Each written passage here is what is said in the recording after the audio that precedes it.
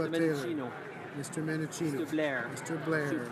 Poisson, Ms. Hutchings, Ms. Hutchings, Ms. Young, Ms. Young, Mr. Pesquisolido, Mr. Pesquisolido, Madame Mendez, Madame Mendez, Monsieur Dubourg, Monsieur Dubourg, Ms. Aleslev, Ms. Aleslev, Mr. Amos, Mr. Amos, Mr. Hernandez Sangari, Mr. Hernandez Sangari, Monsieur Arsenault, Monsieur Arsenault, Second row at my right. Mr. Eiking, Mr. Ike. Lausanne, la Petite Nation. Monsieur Lausanne, Argenteuil, la Petite Nation. Monsieur Rioux. Monsieur Lightbound. Lightbound. Mr. Holland. Mr. Holland. Casey Charlottetown. Mr. Casey Charlottetown. Mr. Leslie. Ms. Gould. Ms. Gould. Mr. Carr. Mr. Carr. Ms. Monsef. Monsieur Rodriguez. Monsieur Rodriguez. Monsieur Duclos. Monsieur Duclos. Ms. Kira. Ms. Kira. Monsieur Cormier. Mr. Cormier. Mr. Wilkinson. Mr. Wilkinson. Mr. Lametti. Monsieur Lametti. Mr. Cosner. Mr. Cosner. Ms. Jones. Ms. Jones. Mr. Bagnall. Mr. Bagnall. Mr. Paradis. Mr. Paradis. Mr. McGinty. Mr. McGinty. Mr. Scarpellegia. Mr. Scarpellegia. Mr. Sims. Mr. Sims. Ms. Ratanzi. Ms. Ratanzi. Premier rangé à ma First row. Mr. Hare. Qualtrough. Ms. Qualtrough. Mr. Sajan. Mr. Sajan. Mrs. Philpott. Mrs. Mr. Philpott. Goodale. Mr. Goodale. Champagne. Mr. Champagne. Ms. Freeland. Ms. Freeland. Monsieur Leblanc. Monsieur Ms. Leblanc. Jaeger. Ms. Jaeger. Monsieur Trudeau. Monsieur Trudeau. Mr. Morneau. Mr. Morneau. Mr. Bryson. Mr. Bryson. Ms. Wilson-Raybould. Ms. Wilson-Raybould. Madame Le Boutillier. Madame Le Madame Boutillier. Bibeau. Madame Mr. Bibeau. Hussein. Mr. Ms. Hussein. McKenna. Ms. McKenna. Mr. Baines. Mr. Baines. Ms. Haidu. Ms. Haidu. Ms. Bennett. Ms. Bennett. Ms. Mahaichuk. Ms. Mahaichuk. Mr. Casey Cumberland Colchester. Mr. Casey Cumberland Colchester. Mr. Easter. Mr. Easter. Ms. Fry. Ms. Fry. Mr. McKay. Mr. McKay. Mr. Knoll. Mr. Knoll. L'honorable député de Bellechasse. The honourable member for Bellechasse-les-Etchemins-Lévis is rising on a point of order. Oui, merci, Monsieur le Président. Yes, thank you, Mr. Speaker. Mr. Speaker, I ask that my vote be recorded as voting against.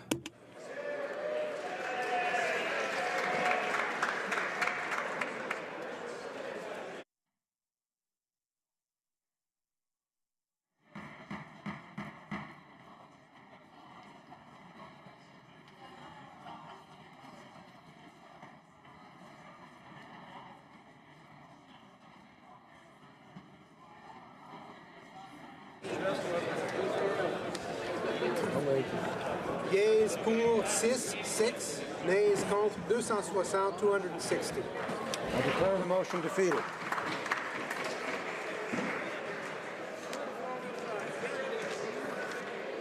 It being 6:53 p.m., the House will now proceed to the consideration of private members' business as listed on today's order paper.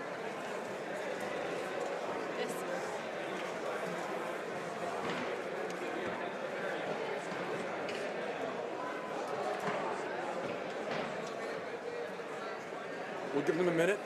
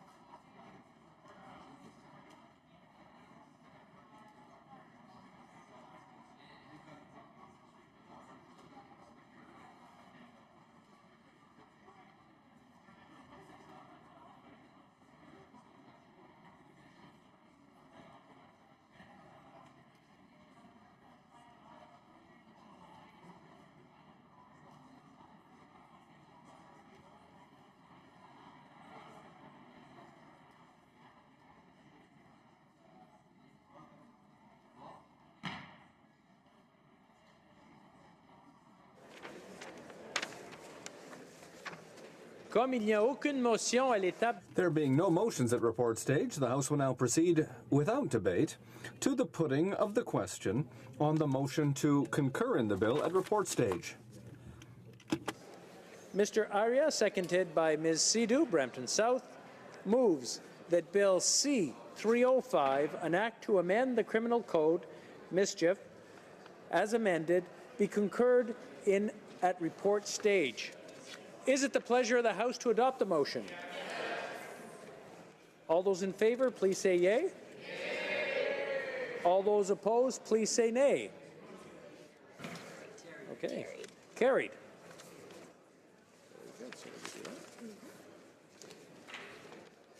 Mr. Arya, seconded by Ms. Sidhu, Brampton South, moves that Bill C-305, an act to amend the Criminal Code, mischief, be now read a third time and do pass. Debate.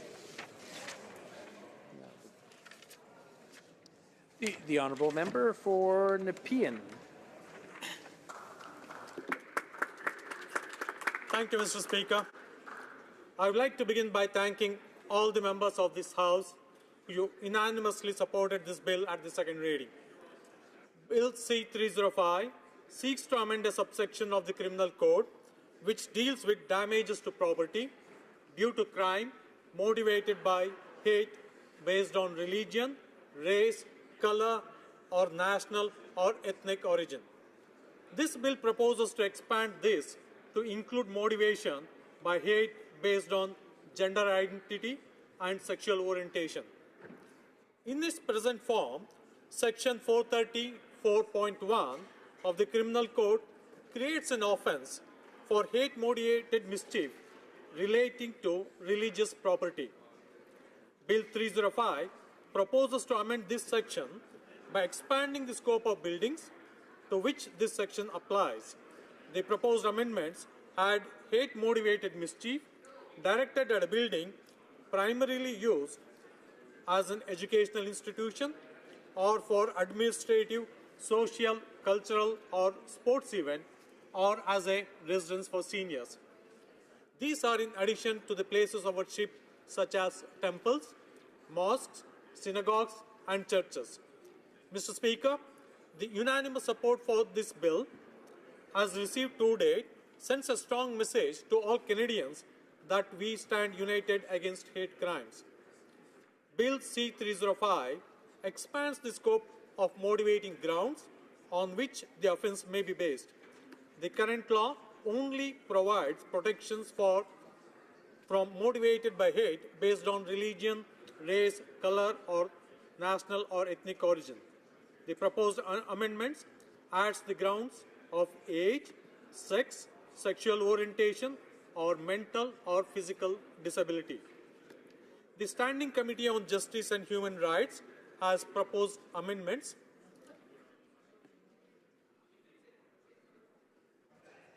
I'd like to remind the members of the House that debate is taking place, and it's nice to hear everyone speaking. Alors, c'est beau entendre les voix. It's nice to hear that people are talking, but please, if you have discussions which might be a bit louder or longer, please head out into the lobbies. That would be great. The honourable member for Nepean. Speaker, the Standing Committee on Justice and Human Rights has proposed amendments that I humbly accept. It is my understanding that the government will support the amendments to Bill C-305 that were passed, as the proposed changes are consistent with our government's stated commitment to diversity and inclusion. The amendments will protect additional groups and ensure consistency with other provisions of the Criminal Code and addresses overbreadth. I am honoured to have received support from many religious and community organizations all across the country. Organizations representing the Jewish faith, the Islam faith, Sikhs, Hindus, Christians have overwhelmingly supported Bill 305. LGBTQ2 groups have also been strong supporters of this bill, and it is my hope that this bill, and optimistically soon a law, can bring some peace of mind by acting as a strong deterrent against these acts of hatred. Hate crimes happen in small towns and large cities. They involve everything from a simple graffiti to brutal murders. They may be called hate crimes, bias crimes, civil rights crimes, or ethnic intimidation. All these crimes are committed because of the race, religion, ethnicity, sexual orientation, or other recognized groups. Canada is an inclusive nation. We welcome people from all over the world, irrespective of race, religion, color, or creed. That regardless of where you are from, or what you are, or what you believe, you will be treated with respect in Canada. Although bigotry may be as old as humanity itself, the term hate crime is a new one, as is the idea of special treatment of these offences. The term hate crime came into common use during the 1980s, but the term is often used retrospectively in order to describe events which occurred prior to that era. From the Roman persecution of Christians to the Nazi slaughter of Jews, hate crimes were committed by both individuals and governments long before the term was commonly used. We had certain dark episodes in our country. The Chinese head tax, the internment of Ukrainian, Japanese, and Italian Canadians during the First and the Second World Wars, our turning away boats of Jewish and Punjabi refugees, our own history of slavery, no Irish need apply, we don't speak French here, so speak white, the discrimination faced by Greek and Portuguese Canadians in Toronto and other places. The same rhetoric that led to a none is too many immigration policy towards Jews in the 30s and 40s is being used to raise fears against Muslims today. There has been discrimination on the basis of sexual orientation and gender identity for a very long time. The criminal code once described gay men as criminal sexual psychopaths and dangerous sexual offenders. In the 1960s, we deployed the RCMP to investigate suspected homosexuals. This discrimination still exists in Canadian society today.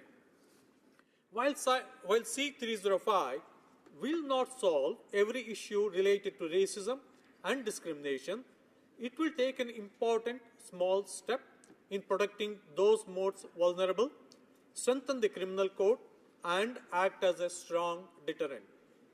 In my speech today, I have used excerpts from the book Hate Crimes, Causes, Controls, and Controversies by Phyllis Gerstenfeld. She writes, the birth of hate crimes in the United States was in 1977 when the neo-Nazi group called the National Socialist Party of America wished to hold a demonstration in front of the village hall in Skokie, Illinois, which had a huge, large Jewish population, many of whom were Holocaust survivors. One organization paid special attention to this, that was Anti-Defamation League of B'nai B'rith, a group that combats anti-Semitism and other forms of bigotry. Alarmed by increasing anti-Semitism and frustrated with existing federal and state laws, it drafted a model ethnic intimidation statute in 1981. Together with allies such as the National Gay and Lesbian Task Force, the National Institute for Prejudice and Violence, and the Southern Poverty Law Center, it began lobbying states to pass the statute.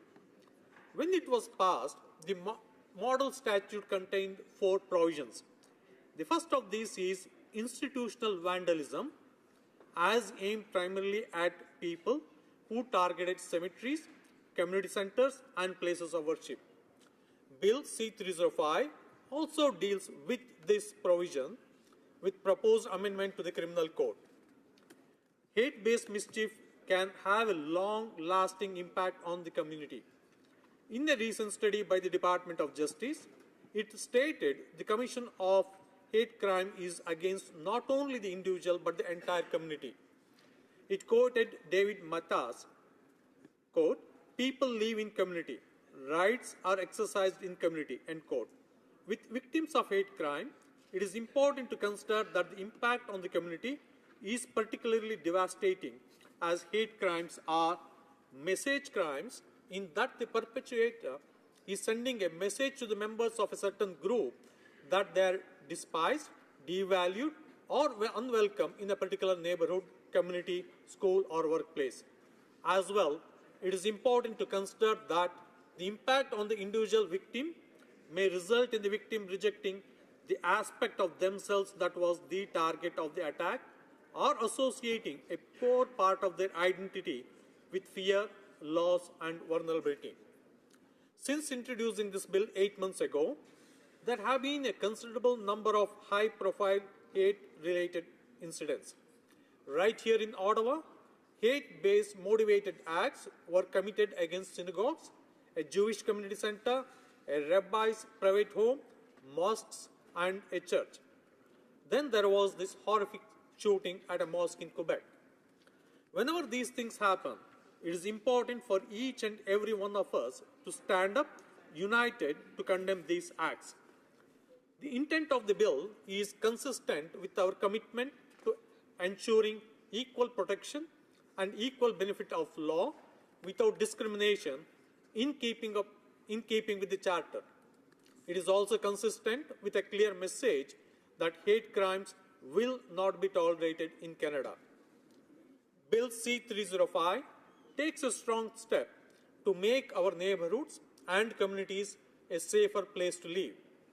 Think of the strong message we would be sending to all Canadians that not select people, but all people of Canada can feel safer knowing that this Parliament has taken concrete and strong measures to protect them. I would like once again thank all the members for their continued support of Bill C-305. Thank you, Mr. Speaker. Questions and comments? The Honourable Member for Sarnia-Lambton. Thank you, Mr. Speaker, and I'd like to thank the member opposite for his bill, and I just have one question. In other discussions in the House, the member from St. Catharines had read into the Hansards the definition of hate crime. So is it the definition that he read said that hate crime was actions that would incite violence against persons. So does the member's bill change the definition of what a hate crime is then to incorporate damage to property? The Honourable Member for Nepean. Thank you, Mr. Speaker. The Bill C-305 proposed to amend a subsection of the Criminal Code which deals with hate crimes against religious property. And with the proposed bill, amendments passed by the Standing Committee on Justice and Human Rights, that subsection will be read hate crimes against religious properties and other buildings too.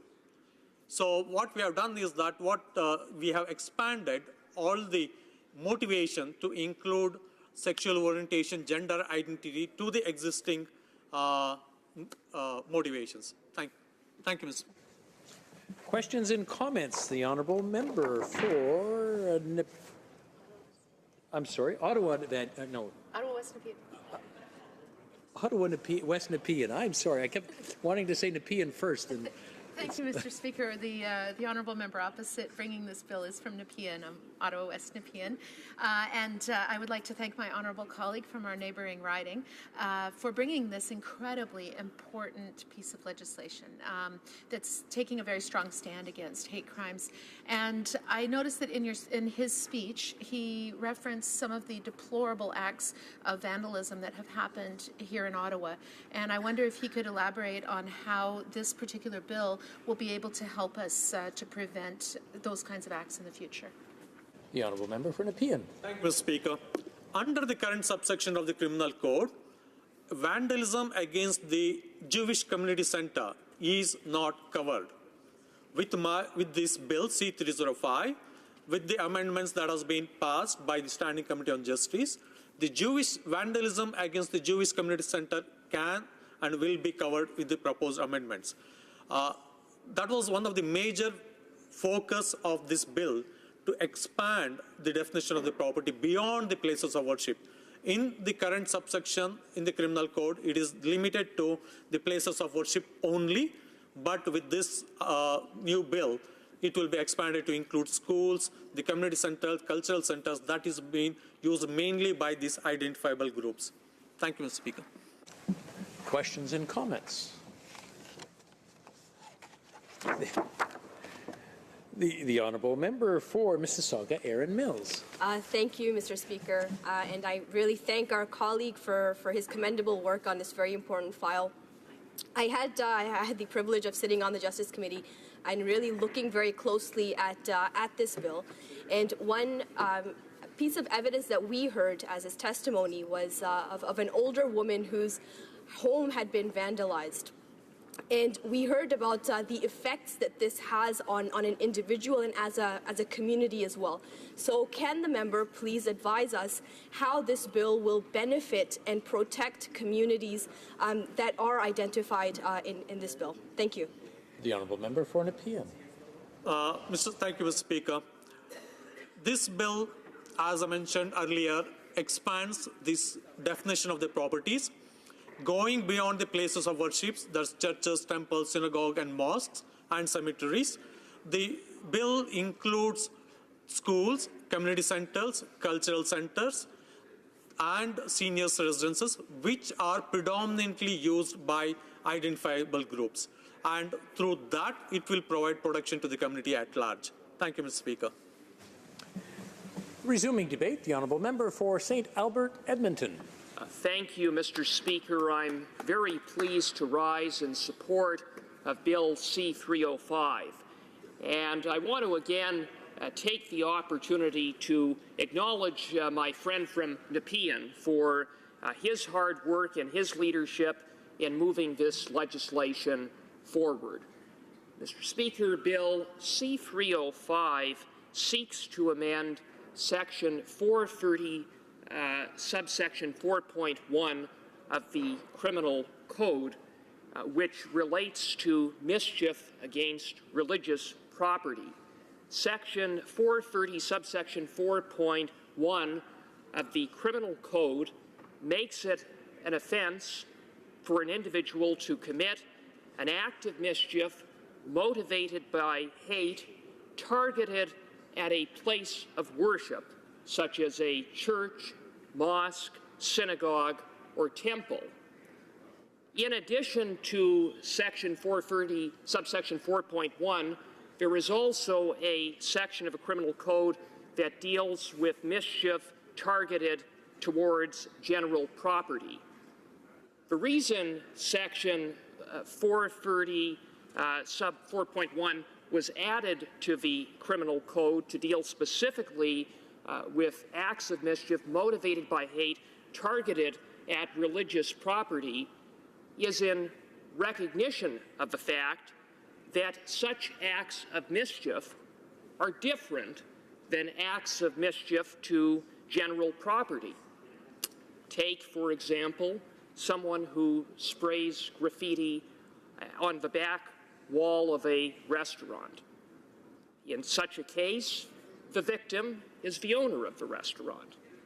Now, take the example of someone who sprays hateful graffiti on the back wall of a mosque or synagogue.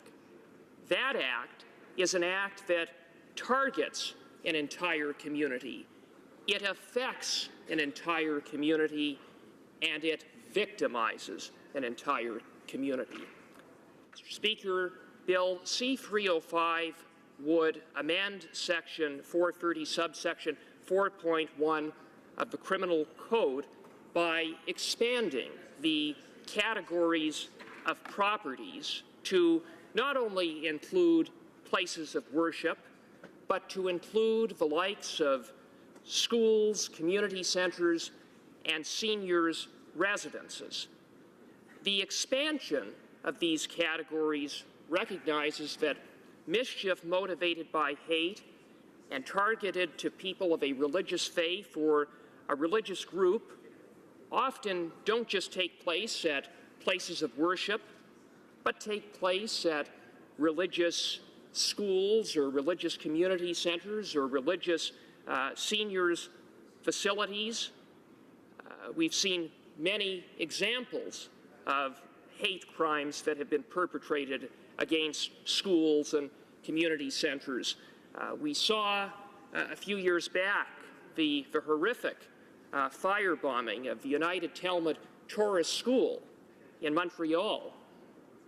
More recently, in Ottawa, there was a string of mischief incidents that were motivated by hate, that targeted a mosque and 2 synagogues, but also targeted a Jewish learning center, as well as the Muslim Association of Ottawa. Mr. Speaker, Bill C-305 is good legislation. Its objective is laudable, and it's why I was proud to speak in favor, in strong support of Bill C-305 at second reading, and it's why I'm proud to speak in strong support of Bill C-305 at this stage of the legislative process. Now, Bill C-305, upon passing this House at second reading, was referred to the Justice Committee, of which I am a member. And as a member of the Justice Committee, I had an opportunity to study the bill in some detail. And upon studying the bill and upon listening to the witnesses and reviewing evidence that was presented to the committee, I, along with the majority of members on the Justice Committee, believed that in some respects Bill C-305, as originally drafted, was overly broad, inasmuch as it would apply not just to religious schools, religious community centers, and religious seniors' residences, but all schools, all community centers, and all seniors' residences. Mr. Speaker, in my view, that would not be consistent with the purpose of Section 430 sub 4.1 of the Criminal Code, which was incorporated into the Criminal Code or added to the Criminal Code in recognition of the fact that mischief motivated by hate targeted at religious property is a crime that is different, that is unique from mischief that targets general property. And at the same time as finding that perhaps it was overly broad in some respects, I, along with the majority of members of the Justice Committee, could not really see any logic why the section applied in cases of mischief targeted towards religious property, but did not encompass similar acts of hate targeted at property associated with other identifiable groups. After all, when one commits mischief motivated by hate on a religious community center or an ethnic community center or an LGBTQ youth center, such acts of mischief are acts that target entire communities, affect entire communities, and victimize entire communities. And so, on that basis, the Justice Committee brought forward a few amendments to Bill C-305.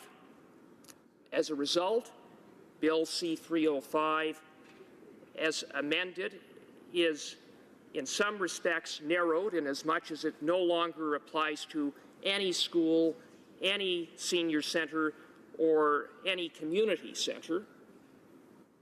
But at the same time, Mr. Speaker, Section 430 sub 4.1 is expanded to encompass not just acts of mischief targeted at religious property, but mischief targeted at property associated with any identifiable group, identifiable groups being already defined in the Criminal Code. Mr. Speaker, let me say in closing that I believe that Bill C-305 will help send a strong message that hate crimes against any identifiable group will not be tolerated, and that perpetrators of such egregious crimes will be held accountable to the fullest extent of the law. Once again, I thank the member for Nepean for his hard work and leadership and urge the passage of Bill C-305. Thank you, Mr. Speaker. Resuming debate, the honourable member for Esquimalt-Saanich-Sooke. Very much, Mr. Speaker. I'm pleased to rise once again to speak in favour of this bill. And I, too, would like to echo the thanks to the member for Nepean for bringing this forward. In particular, in the current climate in North America and around the world, where there's been promotion of hatred against all kinds of groups and promotion of hatred that has often led to violence, this is a very important expansion of those protections in Canada. I have to say, I do not normally support amending the criminal code piece by piece. But I think the urgency of the situation we're in right now means that we should do this as quickly as we can. So I'm very pleased to see this moving forward. I think, as people know, but I want to say again, that there's really only two very basic things here. And this bill says that places that are included by this bill in the law against hate-motivated damage should be expanded to include things that we would all agree. Very few Canadians who would say, why would we not protect daycares, schools, universities, and why would we not protect all of those groups who are listed as protected groups under the hate crimes legislation? So I think in many ways it was an oversight over time that this bill, or this provision, the mischief provision, didn't get updated as other laws changed. And in particular, of course, of a big concern to me as an advocate for the inclusion of transgender rights, the original version of this bill actually wasn't consistent with Bill C-16. So I'm very pleased to see it comes back with a coordinating amendment. So when C-16 passes through the Senate, as I am confident it will do, even though it has taken an inordinate amount of time for that to happen, the legislation to add gender identity and gender expression to the Human Rights Code and the Hate Crime section of the Criminal Code first passed this House in 2011. And here we are 6 years later, still waiting for the Senate to add those important protections. So I'm very pleased, very, very pleased to see that this bill has that coordinating amendment. So when the bill finally moves in the Senate, and my understanding is that hearings are going to commence tomorrow at the committee in the Senate, and we are looking forward to this coming back, I hope, before the House rises, and therefore in time for what's known colloquially as the Pride season, and give some additional things to celebrate at that time. So this bill, I hope, would also be expedited in the Senate, if we can get it to them, that they would deal with this one quickly as well. I think there are some people, I guess, mostly younger than me, who would be surprised to know that the original version of the Charter of Rights and Freedoms did not include protection for sexual orientation, let alone gender identity and gender expression. And I know, as I've said before, I wasn't a supporter of the Charter at that time because there was a debate about inclusion of my own rights in that Charter, and a decision was made by Parliament at that time, unfortunately, to exclude sexual orientation. But at that time, there was not even a debate about gender identity and gender expression. So we've come a long ways, and I'm here today to salute that progress and to salute the committee for making sure that that progress is reflected in this bill. I have to say that it is an unfortunate fact in Canada that hate crimes which result in violence are most often directed at First Nations, Aboriginal people, and at transgender people. And these are the two groups with the very highest rates of hate-motivated violence. And so this bill will be of assistance in helping protect the community places where we would expect to find First Nations people, where we expect to find transgender people in a safe place. And it will help enhance that safety, which is so important. I wish it were not true, but I know from the Native Friendship Society Centre, which is in my riding in Victoria, that hate crimes and hate-motivated violence and even hate graffiti often appears on their community centre, which is a great surprise to me. I don't think of my riding as one where hatred is that strong and where people are that disrespectful of other members of the community, and especially the Native Friendship Centre, which is a centre where people who are trying to better their lives go. It's a centre which focuses on adult education, which focuses on employment programs. It's a very positive place in all those ways. So it's particularly upsetting when I see those attacks on a place like that. And so while we originally started with churches, who also do that often, that positive work in our community, it's very appropriate that we're expanding it to these other places that often make such a positive contribution in all of our communities. I thought a bit about what I was going to say tonight, and I wasn't going to go to the obvious place to go when we talk about promotion of hatred south of the border. But I have to say, in this connection, that there's an unfortunate spillover into this country. And I often have people who talk to me as their MP about their fears and concerns. And they talk to me about things which aren't actually problems in the community which I represent. There are things that they see and hear coming from the United States. And so often has motivated people to be very fearful, for instance, currently, of refugees. And I had the privilege of meeting earlier today with a coalition of groups that supports gay and lesbian transgender refugees from around the world. And we were talking about the groups that have crossed irregularly into Canada. And anecdotal evidence tells us that probably something around 40% of those who've crossed irregularly between the borders are from the LGBT community. And why are they doing that? I know that the Conservative Party has taken a very strong stance against the illegality of those crossings, but I argue very strongly, as many others do, under national law, those are not illegal crossings. But what they're fleeing is violence and hatred in the United States. And if you talk to them about the experiences, especially those who are people of color in the United States, they have become fearful of living there, and they see Canada as a place where they can find safety and find refuge. And I think this bill illustrates the best of what is Canadian and why people are attracted to come to this country to find safety, to find safe haven, and to be able to be integrated into Canadian society and make a contribution which will allow them to support themselves and to support their families. So this was a meeting, as I said today earlier in my office, that I was very pleased to sit and talk about those kinds of successes. And when we had the Liberals quite rightfully raising the goal of having 25,000 Syrians come, what was most impressive in my riding was how people stepped forward who had no particular connection to Syria. They weren't Muslims necessarily, they weren't from the Middle East, they didn't have any particular reason. But as Canadians, they felt that they should do their part. Many of those were from families who immigrated to Canada and said, my family came here. Some of them from refugee families in the previous generations, Hungarians and other people who had fled. And it was so encouraging to see those people step forward and sponsor refugees. And when the year deadline came by saying, well, you're no longer their sponsors, I don't find any examples in my community where those ties that were built under that refugee sponsorship program were broken. But I do find some disappointment among those sponsors with those in the community who have somehow seen refugees as threats and refugees as bringing terrorism into the country. These are the people who are fleeing terrorism. They are fleeing the extremism. And they've come to Canada in the hopes that, again, as this bill says, we are a tolerant country. We are a country, however, which will not tolerate hatred and violence focused on religious, racial, or sexual orientation or gender identity grounds.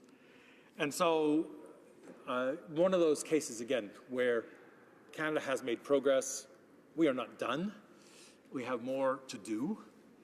But if this bill, if the impact of this bill is to expand those safe spaces for doing that positive work in our communities, then it's done a very great thing. And so, again, without the member from Nepean bringing this forward, we'd have missed an opportunity here to build a better and more inclusive Canada. And so I look forward to this bill making its way to a final vote here in the House and going to the Senate. I was asked in relation to Bill C-16 to explain to a reporter how things get through the Senate. And I said, unfortunately, I can't do that, and I'm not sure there's anyone who can right now, because there's a bit of chaos in the Senate over rules and how things proceed. But I am going to launch that plea again tonight, that when this bill goes to the Senate, that it be treated in a fashion that expedites its passage so that we can have this in place as soon as possible and given yet another symbol of what an inclusive country this is and how we will stand up for people's rights and make them safe everywhere in our communities. Thank you very much, Mr. Speaker. Resuming debate, the Honourable Parliamentary Secretary to the Minister of Justice. Thank you, Mr. Speaker, and it's a privilege to rise to speak to Bill C-305, an act to amend the Criminal Code. With its report back to the House of Commons with amendments, I want to begin by commending the sponsor of the bill, my colleague, the Honourable Member from Nepean. I also want to take a moment to thank the members of the Standing Committee on Justice and Human Rights for their dedicated work, and I also want to commend the Honourable Member from Esquimalt-Saanich-Sooke for all of his passionate advocacy over the years for the LGBTQ2 community, and in particular for the transgender community, without which I don't believe we would be at this historical moment. Allow me first to set this bill in the context of recent past events. As has been mentioned recently in the House, in January of this year, six people were murdered in a Quebec City mosque, an event that shocked and appalled the nation. In Ottawa, there has been a troubling spike in incidents of hate speech on synagogues over the past several months. Such incidents should cause us, as legislators, to consider how we wish to confront and prevent the commission of hate crimes in our society. Bill C-305 is an important response to strengthen the ability of the criminal law to adequately denounce and deter hate crimes. It proposes to expand the scope of the current hate-motivated mischief offence now found in subsection 434.1 of the Criminal Code. That provision, entitled Mischief Relating to Religious Property, currently prohibits mischief committed against buildings or structures primarily used for a religious purpose, such as a church, mosque, or synagogue, and including cemeteries. The offence must be committed out of hatred, prejudice, or bias based on religion, race, color, or national or ethnic origin. The current provision carries a maximum punishment of 10 years imprisonment when prosecuted by indictment and a maximum penalty of 18 months jail when prosecuted by way of a summary conviction. The Criminal Code presently has a sentencing provision to address hate crimes. Subparagraph 718.2, subparagraph A1 of the Code requires a judge to take into consideration as an aggravating factor for any crime whether the crime was motivated by bias, prejudice, or hatred. This is based on a non-exhaustive list of criteria, including religion, race, color, national or ethnic origin, mental or physical disability, sex, sexual orientation, or any other similar factor. Now, some may argue that given these existing provisions, there is no need to expand the offence of hate-motivated mischief any further, since what is not caught by current subsection 434.1 would be addressed at the sentencing stage when the judge must take into consideration whether or not the offence was motivated by hatred.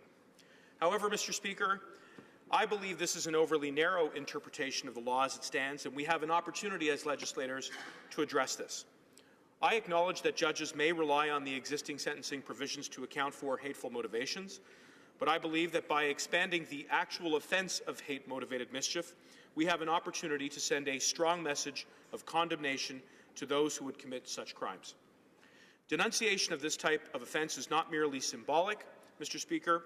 Hate-motivated mischief carries a heavier maximum penalty on summary conviction than the general offence. In addition, by showing leadership on this troubling issue, we stand to raise public awareness in a real and impactful way.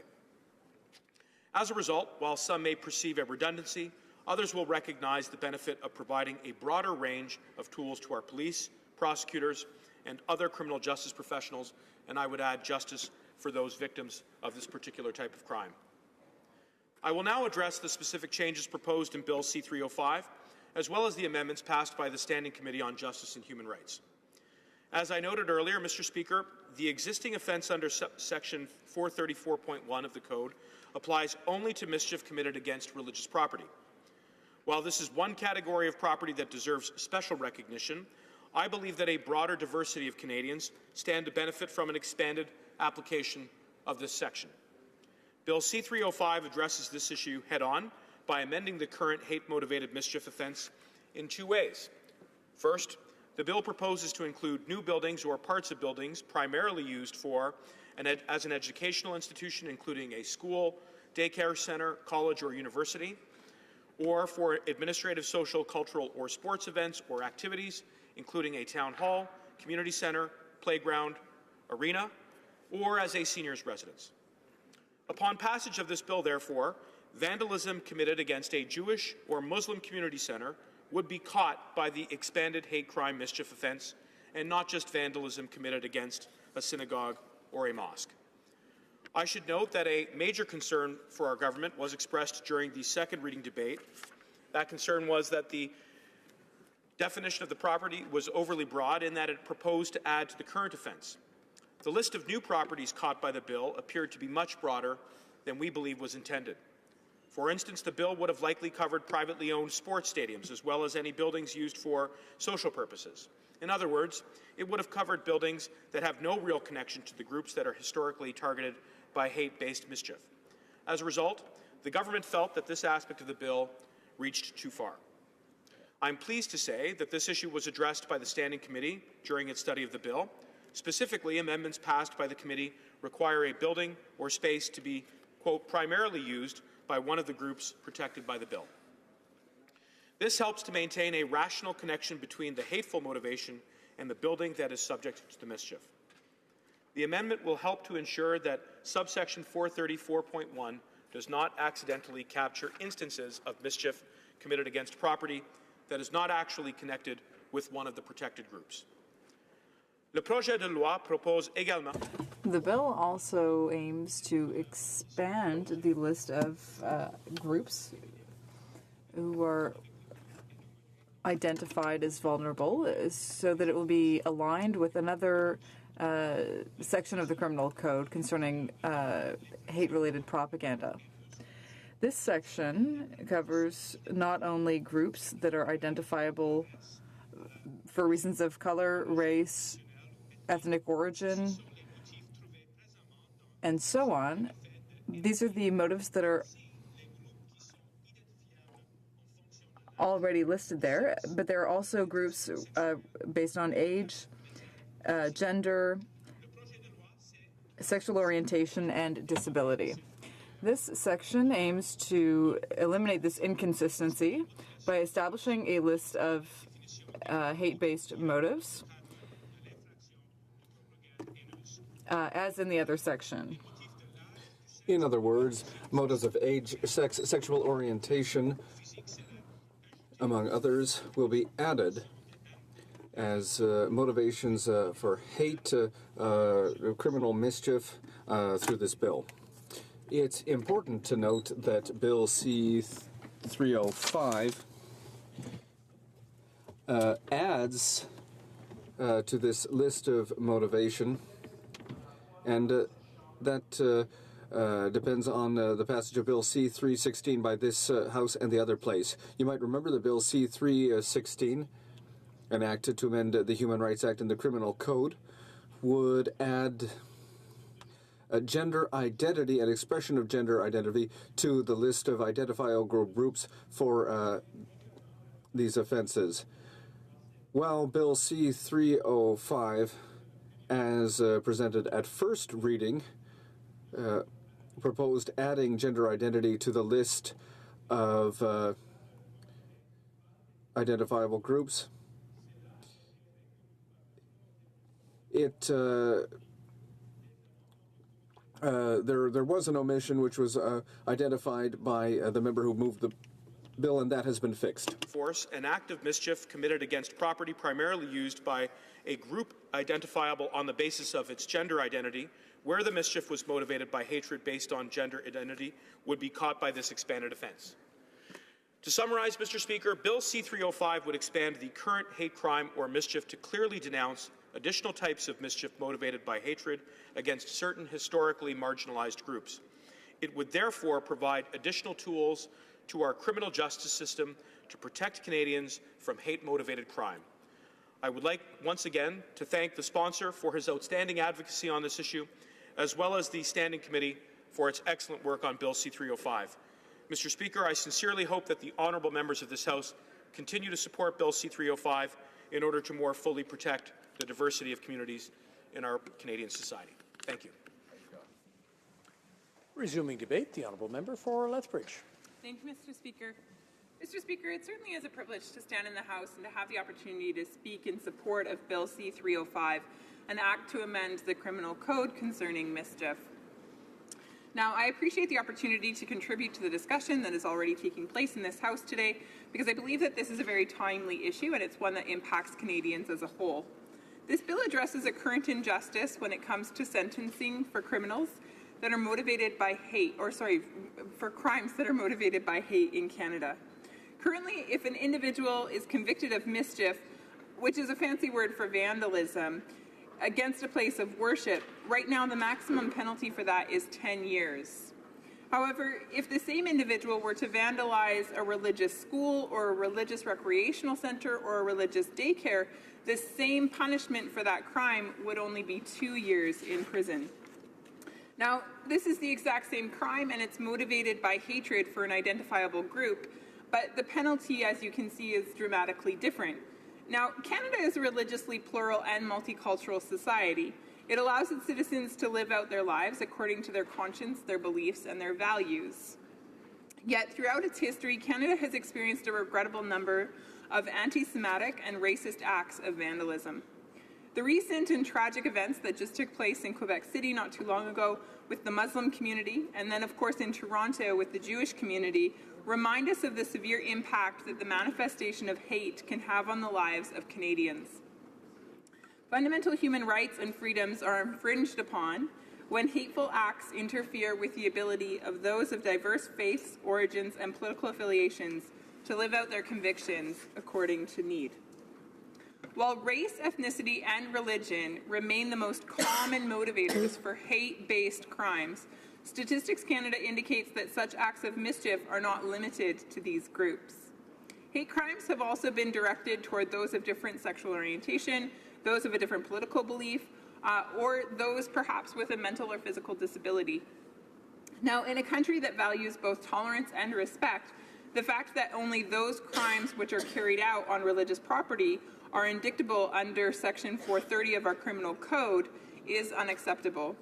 Hate crimes affect a broad range of Canadian citizens, not just those within these religious organizations.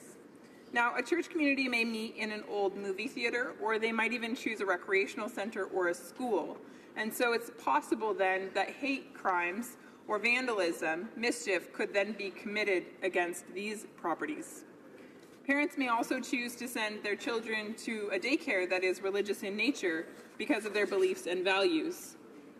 At present, these properties do not benefit from the same protections under the criminal code.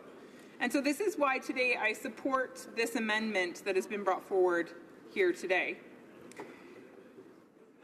To fight to protect religious freedoms is a fight that we, in our capacity as parliamentarians, have the duty to address and to promote. While the damage of vandalism is generally minimal, the impact that these hate-motivated crimes have on the targeted population is often absolutely devastating. In 2014, over half of the hate crimes committed in Canada fell into what's known as the mischief category.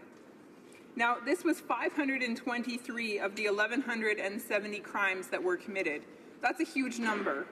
And so it's clear that this legislation applies to the majority of hate crimes that take place within our country. And who are the targets of these attacks, you might ask? In Toronto, incidents of hate-motivated crimes increased by 8% in 2016 alone. That's a significant change. Now, within that, Jews are the single most targeted group for the 12th year in a row. The Toronto Police Service 2016 Annual Hate Bias Crime Statistical Report also revealed that Muslims were the target of hate crimes at about half the rate that Jews were, so making up a significant portion of that population being discriminated against. Now, Mr. Speaker, I find this very concerning, and so it's again the reason why I'm standing in support of this piece going forward. Now, Jews make up only 3.8% and Muslims only 8.2% of Toronto's entire population. But these two communities were the victims of more than half of all of the hate crimes that were committed within the city. Now, across the country, the statistics generally fall into a similar pattern. We see the same thing when we look from one city to the next. Now, in addition, with members of the Jewish community being the target of most attacks, we also see significant attacks that are brought against Muslims, against those who are Black, against the LGBTQ community, and those, of course, with disabilities are being attacked as well. And so these numbers are horrifying, and I would argue as well that they're not just horrifying, but they're actually they're an attack on our identity as Canadians.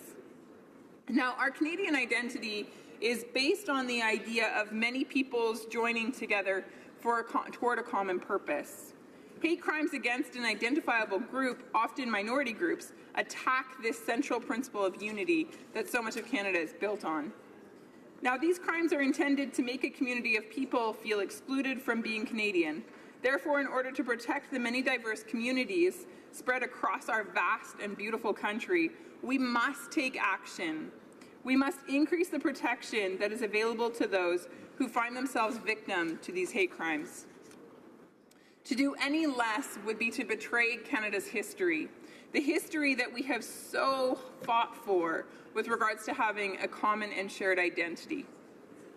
Mr. Speaker, given the recent history in this House and the political games the government played with their Islamophobia motion as of late, I'd like to speak to the difference between protecting freedom of speech and supporting the bill that's before us here today. Now, one of the fundamental freedoms we enjoy in Canada is freedom of speech. Our Constitution, the Bill of Rights, and our Criminal Code give the maximum latitude when it comes to freedom of speech. The only limits that can be placed on free speech, according to the Criminal Code, is if the speech willfully promotes hatred against an identifiable group, or where such incitement is likely to lead to a breach of the public peace. In other words, unless you're focusing your hate on one group to the point of encouraging violence against them, you haven't actually broken the law. But even within this provision, there is an exemption for criticism of religion.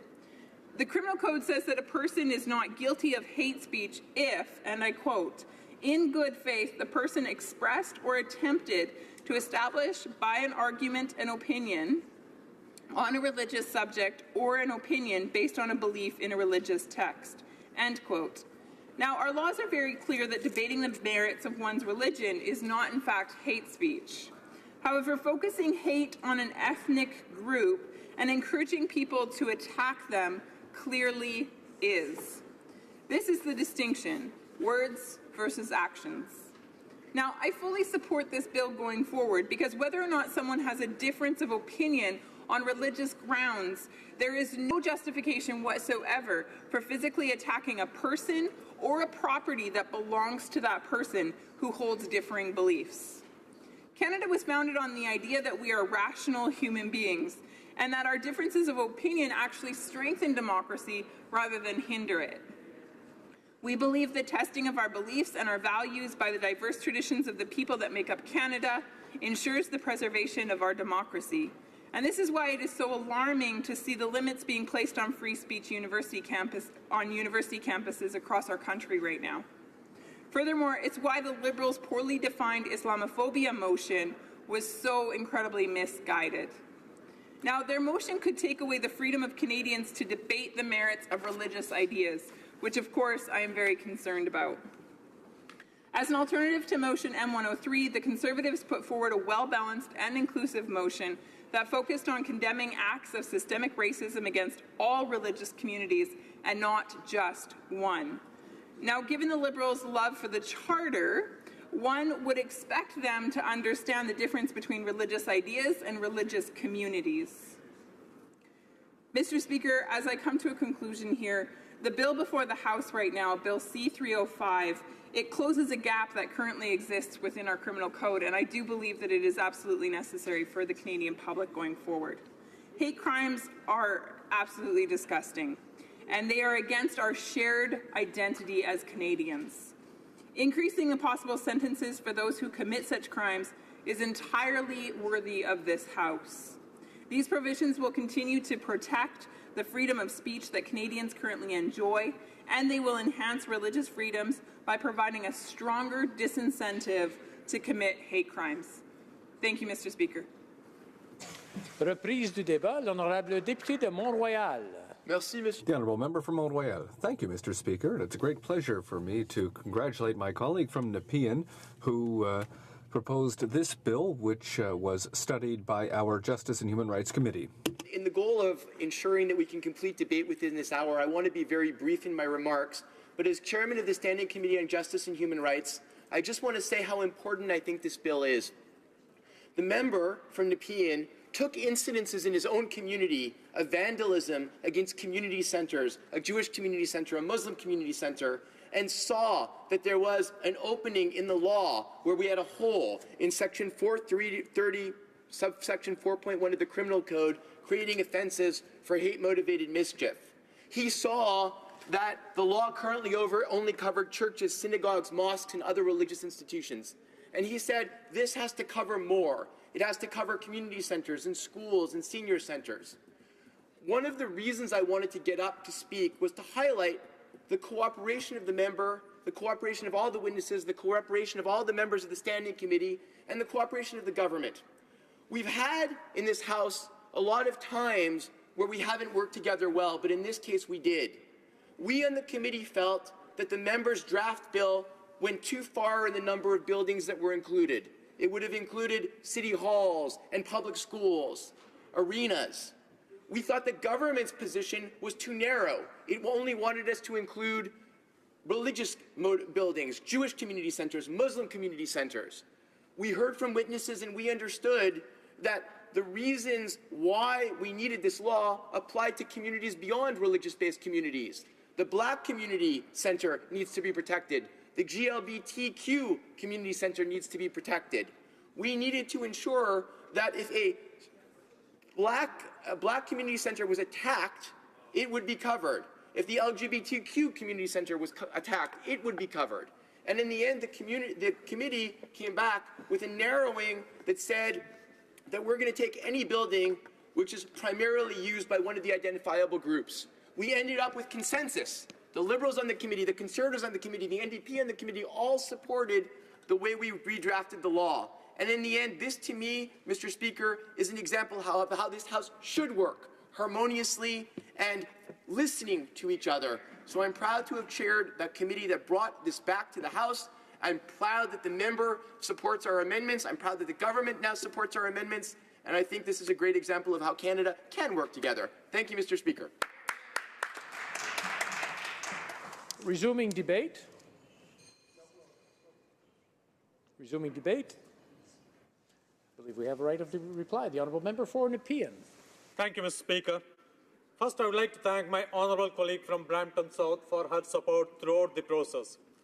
I would also like to thank the honourable member from Mount Royal, the chair of the Standing Committee for Justice and Human Rights, and all the committee members who worked hard and have delivered a bill which makes it more robust. I am honoured to have received support from many religious and community organizations all across the country. Organizations representing the Jewish faith, the Muslim faith, the Sikhs, the Hindus, Christian faiths, they have all supported. LGBTQ2 groups have also been a strong supporter, and it is my hope this bill will soon become a law, bring some peace of mind. In particular, I would also like to recognize the support I received from the Center for Israel and Jewish Affairs, who have worked hard to generate support from various stakeholders. The consequences of hate crimes are considerable. A manual issued by the Attorney General of the Province of Ontario in Canada lists the impact of hate crimes on individuals, target group, vulnerable minority groups, and the impact on the community as a whole. It says impact on the community as a whole is the greatest evil of hate crime. Hate crime can end up dividing people in society. In a multicultural society like Canada, where all groups are to live together in harmony and equality, hate crime is an anathema. Any occurrence of hate crime is a negation of the fundamental values of Canada. Bill C-305 codifies the intent of this House into law. It sends a strong message to all Canadians that we stand united against hate crimes. Once again, Mr. Speaker, I would like to thank every member of this House who have so far unanimously supported this bill. Thank you, Mr. Speaker.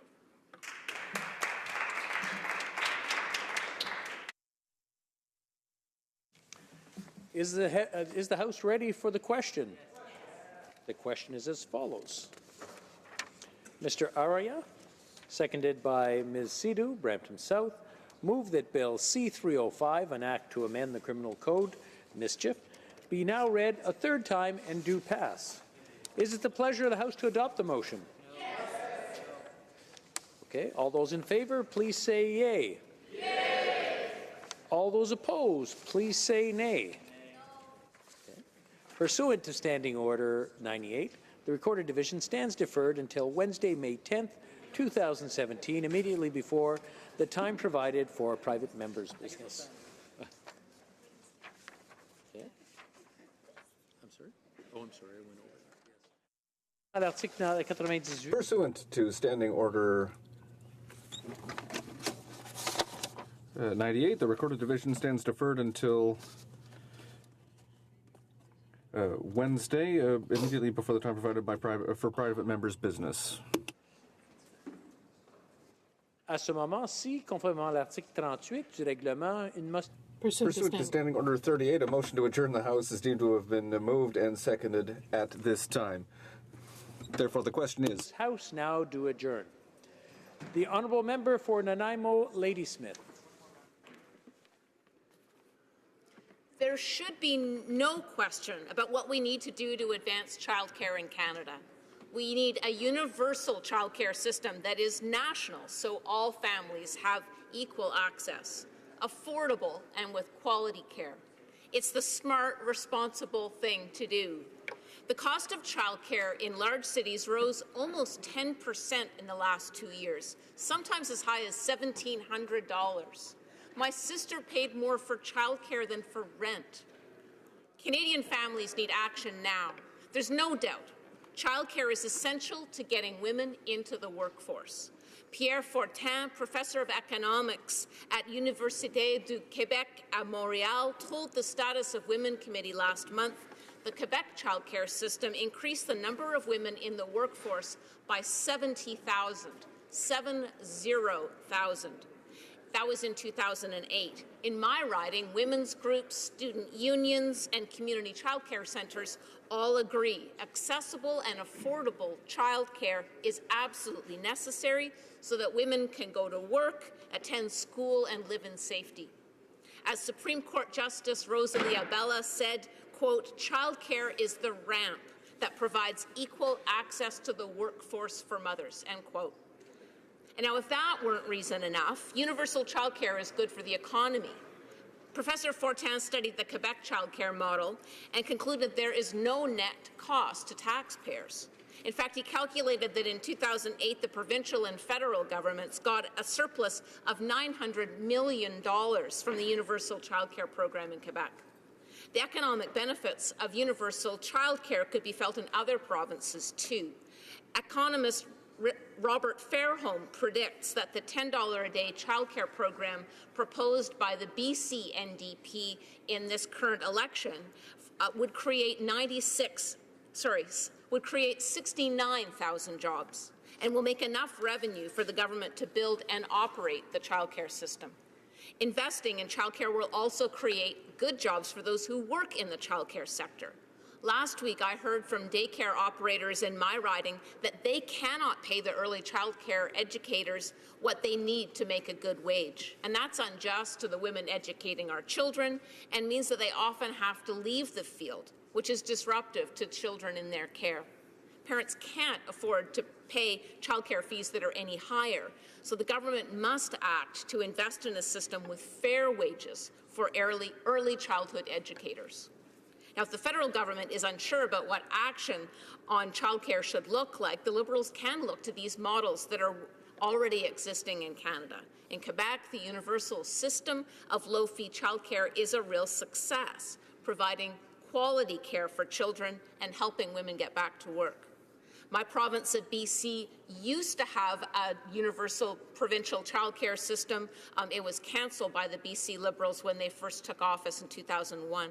But the prediction now that the BC NDP has pledged $10 a day childcare would have real economic benefit. And this week, the Alberta NDP government launched its $25 a day childcare, which parents and working mothers say is just what's needed to balance childcare costs and work. So access to affordable childcare is what is needed to lift people out of poverty and to make sure that women can get to work. It's time that the government takes leadership on childcare.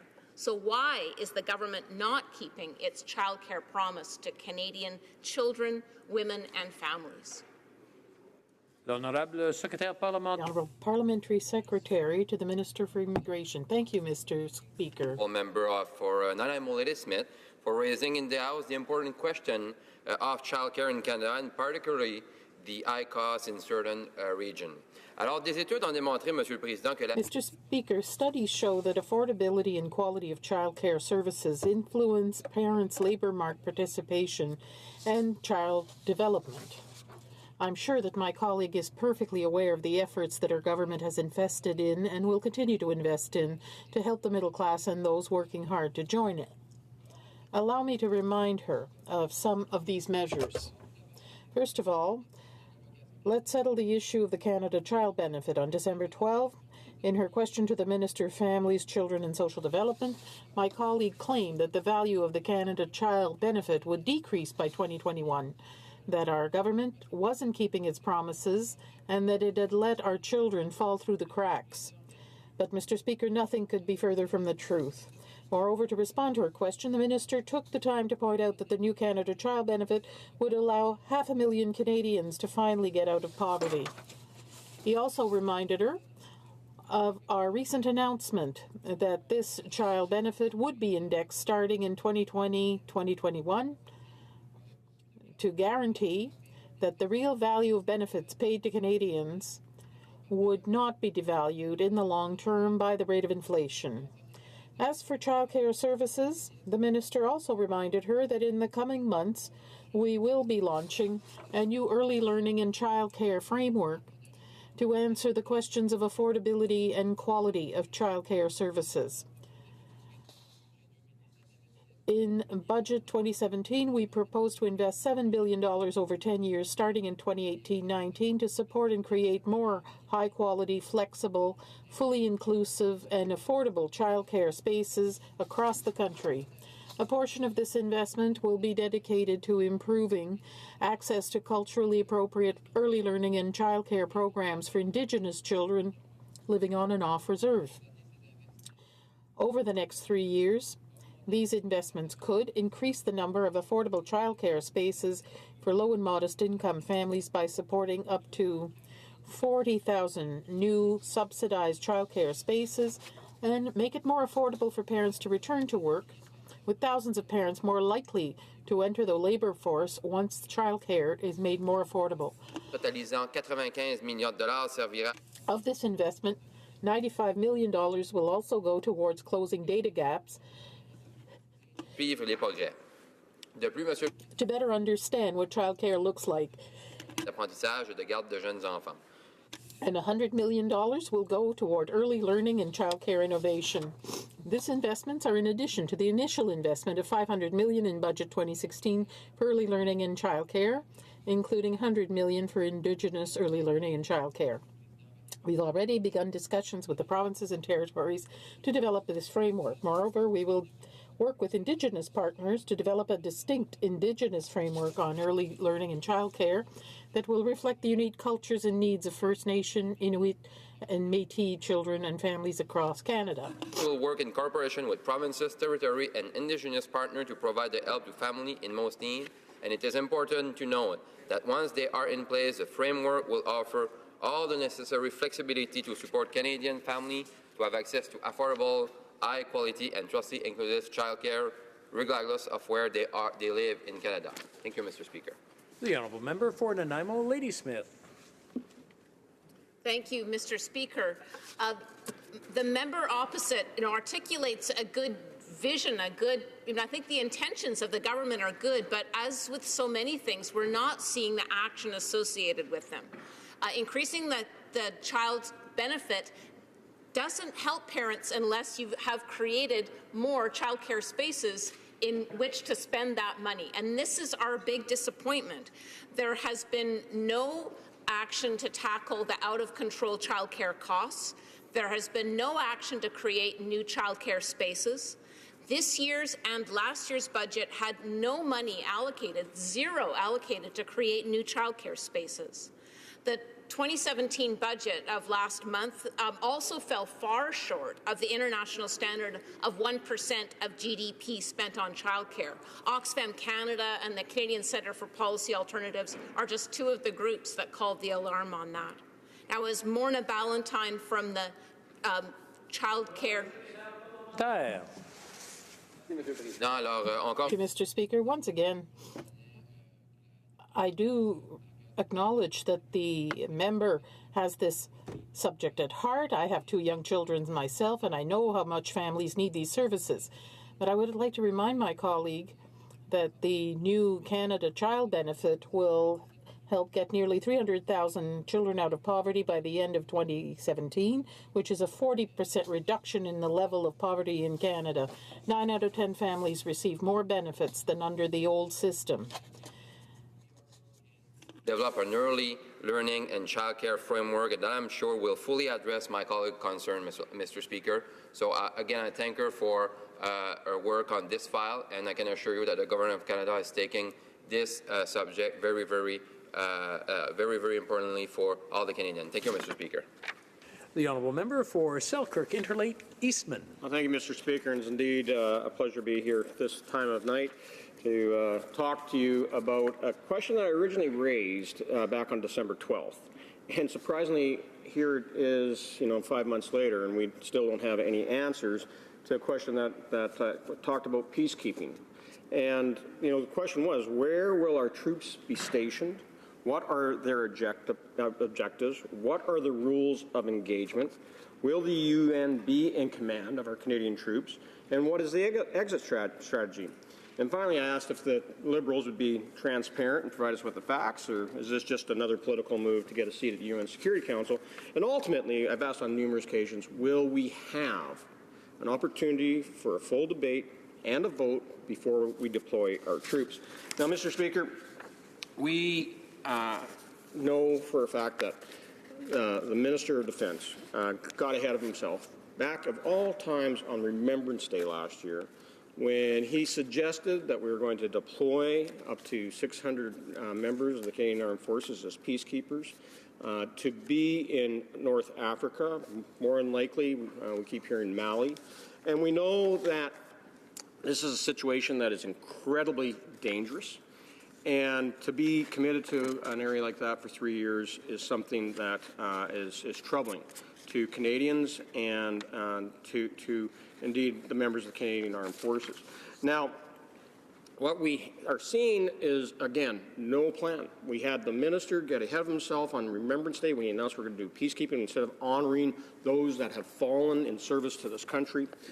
And ultimately, a day later, his own press secretary had to backtrack and saying that the minister got a little bit ahead of where we are as a government. Well, no doubt he got ahead of himself on November 11th. That's why I raised the question a month later on December 12th. And here we are on May the 3rd with still no answers and no direction. And ultimately, Mr. Speaker, what we see is the government has gone mute on whether or not we're going to send any of our forces over to Africa as part of a UN peacekeeping mission. Now, hopefully they've had a chance for sober second thought. And they've looked at, the risk factors that are out there. We've already seen over 100 peacekeepers killed in Mali. This is a very unstable country with many different factions and as well as terrorism running rampant across the countryside. And other opportunities for peacekeeping are even more risky. throughout the region. And the Parliamentary Secretary for Foreign Affairs sitting across the way, he knows this file better than anyone. He understands the danger that we are facing when we deploy our troops into those peacekeeping type missions. And I urge upon him, Mr. Speaker, as well as the government, to make sure that, one, we don't use our troops as pawns for political games to try to win seats at the UN Security Council. Two, we don't place our troops under command of a UN bureaucracy that was so ineffective back in Somalia, back in Rwanda, and what we're seeing now with peacekeepers that are currently deployed in Africa from other countries that are tied up in sexual assault and torture and other accusations that would be considered war crimes in most situations. And the UN completely paralyzed on how to deal with it. And finally, let's not get caught up in the Prime Minister's nostalgic view and trying to paint a romantic situation of what peacekeeping means. We know that peacekeeping no longer exists, that this has to be peacemaking, that we have to go in with the proper rules of engagement and under a Canadian commander. Parliamentary Secretary to the Minister of Foreign Affairs. Thank you, Mr. Speaker, and I'd like to thank my honourable colleague for his questions, and I'm delighted to speak today about this important topic. As you know, the government is committed to revitalizing Canadian diplomacy and leadership on key international issues and multinational institutions. This includes increasing Canada's support to the United Nations peace operations and its mediation, conflict prevention, and peace-building efforts, much in the tradition of that which we've done over the last 20 to 30 years. We've advanced our preparations to deliver on this commitment, and Canada's efforts will focus in four main areas: providing personnel and training for UN operations, strengthening Canadian support for conflict prevention, mediation, and peace building, advancing the roles of women and youth in peace and security, and making UN peace operations more effective. Canada's engagement will build upon our character as a modern, bilingual, and federal nation that is diverse, that empowers women and respects human rights, something we're all extraordinarily proud of. We'll also be tapping the skill of our high-quality personnel who, as my honourable colleague and I both know, are the very best in the world at that which they do. We will adopt a global and integrated approach. Today's conflicts have many forms and require political, humanitarian interventions as well as security and development. We will make sure that our tools linked to foreign policy, international aid, and military activities are used so to strengthen one another. Mr. Speaker, this revitalization of Canada's engagement in peacekeeping with the UN could not come at a better time. Threats to international peace have become more complex, and in our world, that is more and more interdependent, the consequences are far more significant for all of us. Interventions is an effective means by which we can reach out and help those who need it most. Contributing to peace operations helps promote the values Canadians hold so dear, and we live in an interconnected world. What happens over there, Canada will have an impact at home. Peacekeeping missions advance human rights, promote democracy and the rule of law, as I and many thousands of others have seen it firsthand. They seek to build and sustain peace and to protect individuals against violence, affirm human dignity, secure liberty, and create an environment conducive to long-term development. Participation in peace operations extends our influence in multilateral institutions and with our allies. As part of Canada's leadership, the Minister of National Defence has committed up to 600 Canadian Armed Forces personnel and related capabilities to be made available to the UN for peace missions, a standing force, if you would. Canada will also provide scaled-up contributions of police and civilian personnel and support new training initiatives. These contributions will be complemented as appropriate by targeted stabilization, security, and developmental programming, a whole-of-government approach, building on the lessons we've learned in the former Yugoslavia, in Africa, and times before, and of course Afghanistan.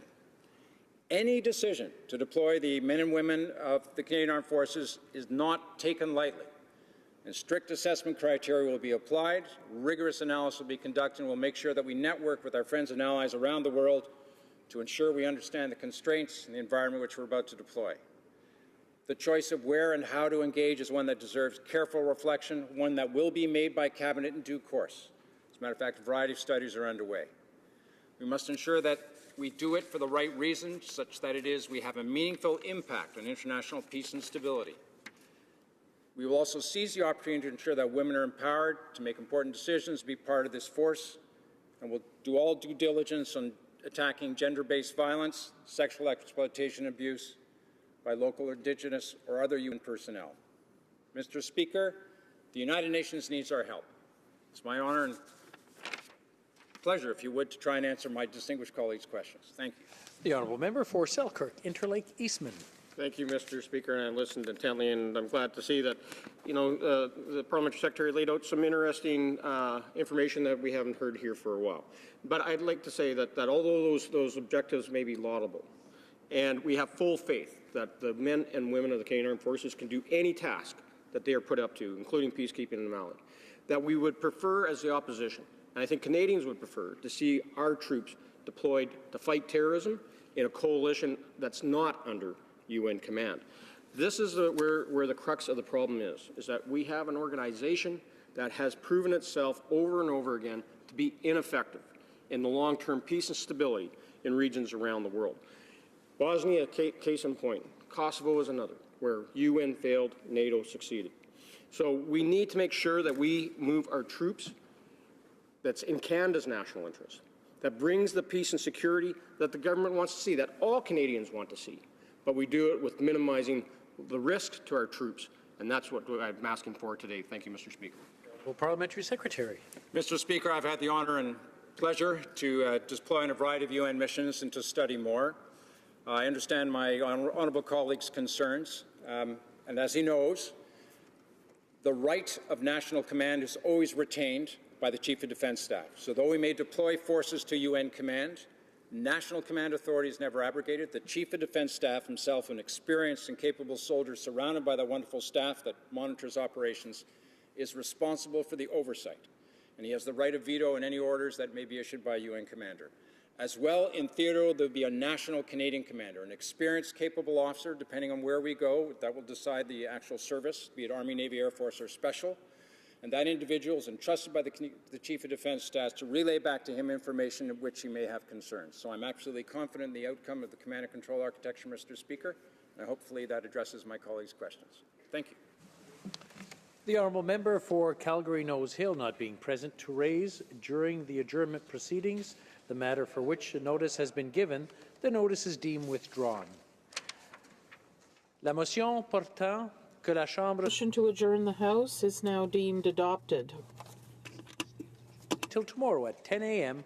pursuant to Standing Order 24-1.